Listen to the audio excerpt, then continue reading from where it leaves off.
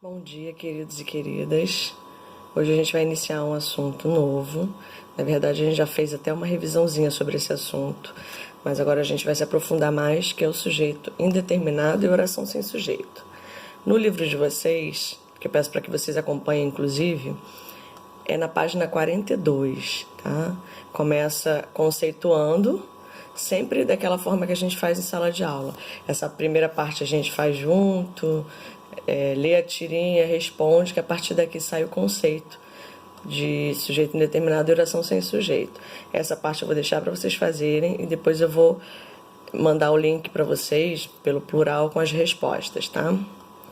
Vamos lá para baixo. Eu preparei também uma folhinha, inclusive está disponível na plataforma Plural. Tá aqui embaixo, vou mostrar para vocês.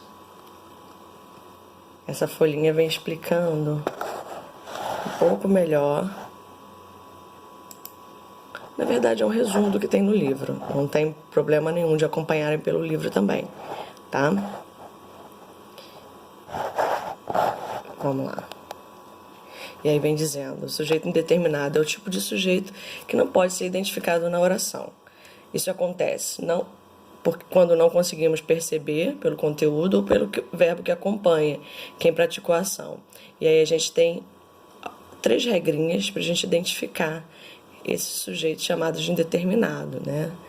A primeira regrinha são as frases com verbo na terceira pessoa do plural, onde não se consegue identificar o sujeito da oração em frases com verbos nas terceiras pessoas do plural. Exemplo: disseram para esperar aqui. Disseram, terceira pessoa do plural. Eles disseram. Vieram chamar você. Estão reclamando do atendimento. Estavam conversando na escola durante o intervalo e disseram que estavam sozinhos. A segunda regrinha, eu vou até mostrar no livro que eu acho que fica melhor para vocês.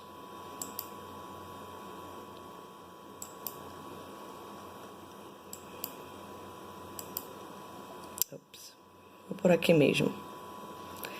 São as frases com verbo na terceira pessoa do singular junto com o se, que a gente chama de índices de indeterminação, tá? O sujeito não pode ser identificado em frases com verbos na terceira pessoa do singular acompanhado de se com a função de índice de indeterminação. E aí, quais são os exemplos que eu coloquei aqui para vocês? Falou-se do aquecimento global no simpósio. Precisa-se de tradutor. Mente-se para as crianças. Sonha-se muito alto. Nunca se está livre. Se vocês perceberem, todos os verbos estão na terceira pessoa do singular e acompanhando o índice de indeterminação se, tá? Aqui tem uma observaçãozinha para vocês. Observe que o pronome se tem a função de índice de indeterminação quando ele é acompanhado de. Então, são essas 3 situações que, quando vocês pegarem essa folhinha, essa atividade no plural, se vocês puderem marcar com marca-texto, como a gente faz em sala de aula, é importante para vocês lembrarem disso. Verbo de ligação, tal como em si está. Olha aqui o verbo de ligação estar. Lembra aqueles que eu coloquei no quadro para vocês: ser, estar, permanecer, ficar, andar, continuar, aparecer, tornar-se. Dá uma olhadinha, que vocês também colocaram isso à parte no caderno. Os verbos intransitivos, tal como em sonha-se e mente-se. Os intransitivos são aqueles que não têm necessidade de complemento, tá? Transitivos indiretos, tal como em falou-se e precisa-se. Os transitivos indiretos são aqueles que têm necessidade de complemento acompanhado de quê? Preposição. Olha aqui. Falou-se de quê? O do aqui é uma preposição. Do aquecimento global no simpósio. Precisa-se de tradutor. Olha o de aqui. Preposiçãozinha. E por aí vai. Para, outra preposição. E a terceira regrinha, que é frases com verbo no infinitivo pessoal, onde não é possível identificar o sujeito da oração em frases com verbos nesse infinitivo que a gente chama de impessoal, porque eles não trazem nenhuma pessoalidade à oração, né? A gente tem aqui: era proibido comer naquela sala. Olha aqui os verbos no infinitivo. São aqueles que estão pra gente antes de serem conjugados, né? Terminados em AR, ER e IR. Apontar para os outros é falta de educação. Olha o apontar aqui. Era monótono viver assim. Viver. Questionar é impossível. Questionar.